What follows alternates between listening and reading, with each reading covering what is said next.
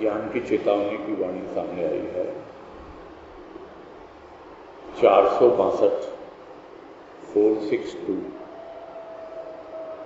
और इसमें कह रहे हैं गुरुदेव, पूजन क्षणिक शांति का कारण बन सकता है, चिर शांति तो स्वयं के पूजन में है। और जो बातें अभी चल रही थी,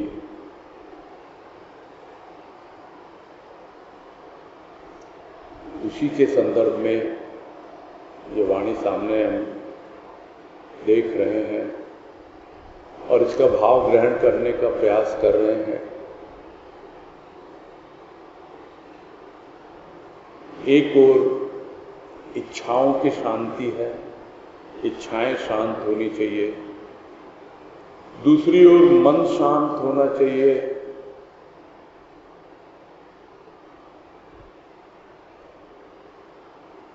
और वही नहीं,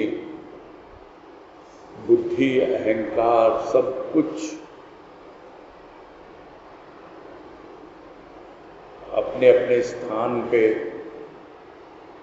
शांत होकर बैठे रहें, तब प्राणी को समझ में आएगा कि चिर शांति क्या होती है। क्षणिक शांति, क्षणिक शांति देती है, पूजा देती है। किसकी पूजा?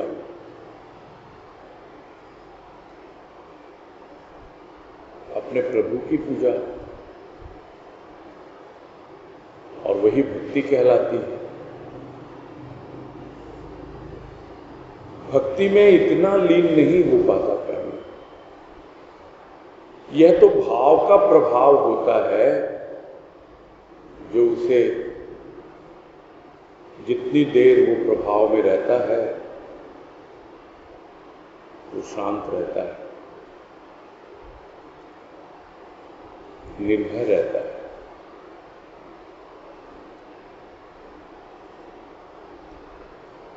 भक्ति कर रहा है, पूजा कर रहा है, भाव के प्रभाव में है, शांति मिलती है। किंतु जैसे ही भाव का प्रभाव हट जाता है,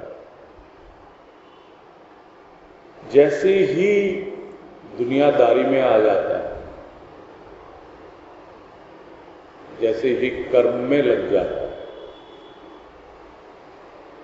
क्योंकि पूजा कोई कर्म नहीं है। हाँ, यदि हमारे भीतर का भाव बना रहे तो कर्म ही पूजा हो सकता है, किंतु वो कर्म निस्वार्थ होना चाहिए, निरअहंकार भाव से होना चाहिए। जो भी कर्म हम कर रहे हैं, यदि उसमें भी हमारा भाव बना रहे, प्रभु का भाव बना रहे, पूरी तरह काम में लीन होकर, तल्लीन होकर, प्रभु की मर्जी के मुताबिक और निष्काम भाव से यदि हम कर्म किए जाएं, तो वो कर्म भी पूजा की श्रेणी में आते हैं। पूजा अपने आप में कोई कर्म नहीं है, किंतु यदि हम पूजा को कर्म मान बैठे हैं, तब तो हमें क्षणिक शांति भी नहीं मिलेगी। भले ही हम बोल दें कि हम तो दीपक जलाते हैं, आरती करते हैं, धूपबत्ती जलाते हैं, इसके सामने बैठते भी हैं कुछ देर, मन शांत क्यों नहीं होता? क्योंकि अभी भाव की अनुभूति नहीं हुई है, अभी भाव के प्रभाव में नहीं आया है। तो क्षणिक शांति मिलती है जब भाव का प्रभाव होता है, किंतु यदि वही भाव कर्म करते हुए भी बना रहे, तब वो शांति क्षणिक न होकर जितनी देर हम काम करेंगे उतनी देर भी बनी रह सकती है।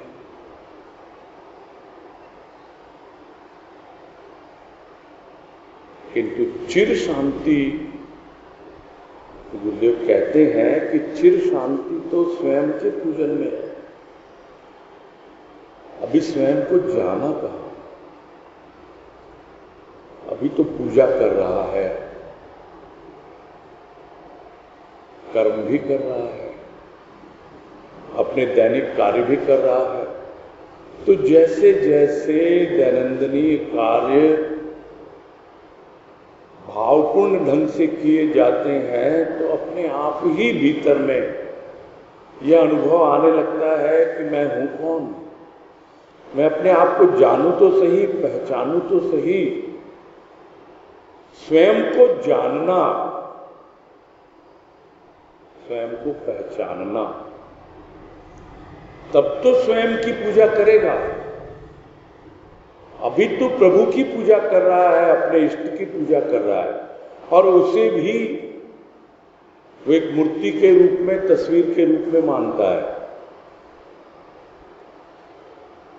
जब वही तस्वीर दिल के आईने में दिखलाई देने लगती है, चित्त पर अंकित हो जाती है, तब उसे लगता है कि मेरे जो कुछ भी कर्म हो रहे हैं वो सब उसकी इच्छा से हो रहे हैं। अब मेरी कोई स्वतंत्र इच्छा है ही नहीं। अब जब मेरी कोई स्वतंत्र इच्छा है ही नहीं, तो इच्छा पूर्ति की भावना भी मेरे मन में क्यों आएगी? जिसने इच्छा अगर जगाई भी है तो इच्छा पूरी करना उसी का काम है। तो जो बाहर का जो पूजन है वो भीतर के पूजन में परिवर्तित हो जाता है। अब प्रभु भीतर बैठ गया और वो तरह तरह के भाव जगा रहा है, और उन्हीं भावों के वशीभूत होकर वो कर्म कर रहा है। तो इस प्रकार उसके कर्म अपने आप ही पूजा की श्रेणी में आ जाते हैं। उसका चलना फिरना, उठना बैठना, सब कुछ इस सर्वव्यापी सृष्टि की जो एक लयबद्ध, क्या कहें उसे, चाल है, जो लय में चल रही है वो भी उसी लय में चलने लगता है। अब उसकी पूजा प्रकृति के साथ जुड़ जाती है, और जब प्रकृति के साथ पूजा जुड़ती है तो अपने आप ही अपने भीतर की प्रकृति को भी देखने लगता है। अभी तक तो पूजा जो हो रही थी प्रकृति से, प्रकृति की पूजा हो रही थी। बाहर के फूल बाहर के देवता को पूजा के लिए अर्पित कर रहे थे। अब भीतर के फूल, भावों के फूल, प्रेम के पुष्प अब अपने प्रभु के चरणों में अर्पित कर रहे हैं, वो जो भीतर बैठा हुआ। भीतर की प्रकृति और बाहर की प्रकृति सामंजस्य में आ जाती है, तब वास्तव में उसकी यात्रा स्वयं की ओर होती है, स्वयं की पूजा की ओर होती है। तब वो नाम और रूप जो उसके इष्ट का है वो लोप होता है, धीरे धीरे चला जाता है। शुद्ध रूप में एक अस्तित्व बोध आता है कि मैं कौन, किसकी पूजा हो रही है, कौन कर रहा है। शरीर कर रहा है, ये तो यांत्रिक पूजा है, यंत्र है शरीर। क्या मेरा मन पूजा कर रहा है? हाँ, मन कर रहा है, क्योंकि मन तो मंत्र मुग्ध है। शरीर यंत्र है, मन में मंत्र है, और स्वयं का तंत्र है। और वो जो स्वयं का तंत्र है जिससे सब कुछ संचालित हो रहा है, अपने आप उसकी पूजा प्रारंभ हो जाती है। अपने आप ही उस पुरुष की पूजा होती है।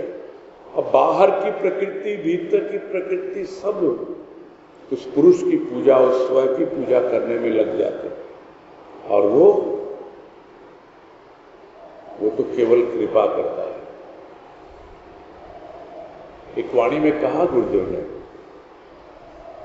पूजा ही, प्रकृति ही पूजा करती है और प्रकृति ही स्वीकार करती है। चाहे वो स्थूल हो या सूक्ष्म हो, पुरुष तो कृपा करता है। तो वो जो भीतर बैठा हुआ परमात्मा, वो कृपा करता है और एक दिन हमें स्वयं का बोध करवाता है। तो यदि वास्तव में कोई चिर शांति पाना चाहता है,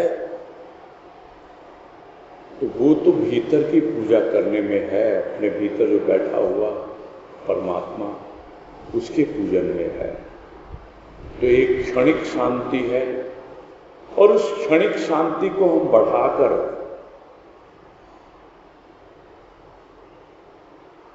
दिनों तक लाना चाहते हैं।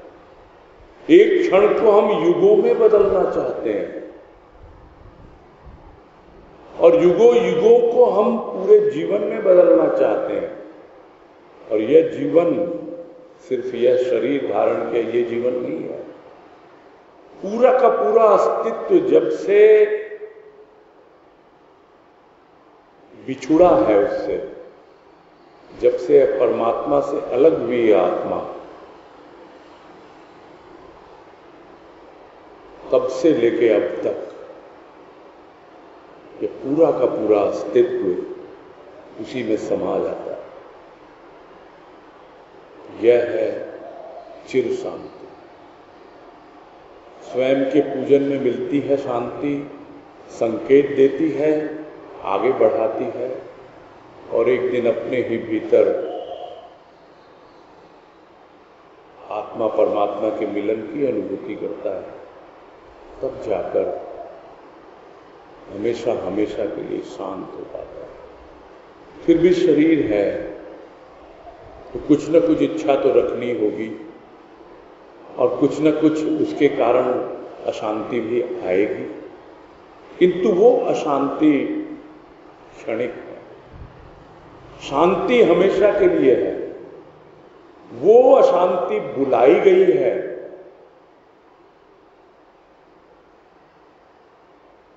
अन्यथा पहले हम अशांत होते थे बिना बुलाई गई इच्छाओं के कारण। अब हमने उस इच्छा को अपने भीतर संजोया है, रखा है, क्योंकि शरीर है।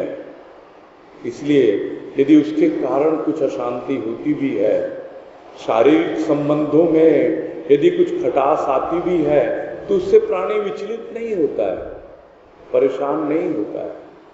यदि मन में भी कुछ उल्टे सीधे विकार आ जाते हैं, उससे भी प्राणी अशांत नहीं होता है। उसको पता है ये क्षणिक है और क्षण के बाद वापस फिर से वो अपनी चिर शांति में पहुंच जाता है, फिर से मगन हो जाता है। भीतर ही भीतर पूजन हो रहा है, अभिषेक हो रहा है, श्रृंगार हो रहा है।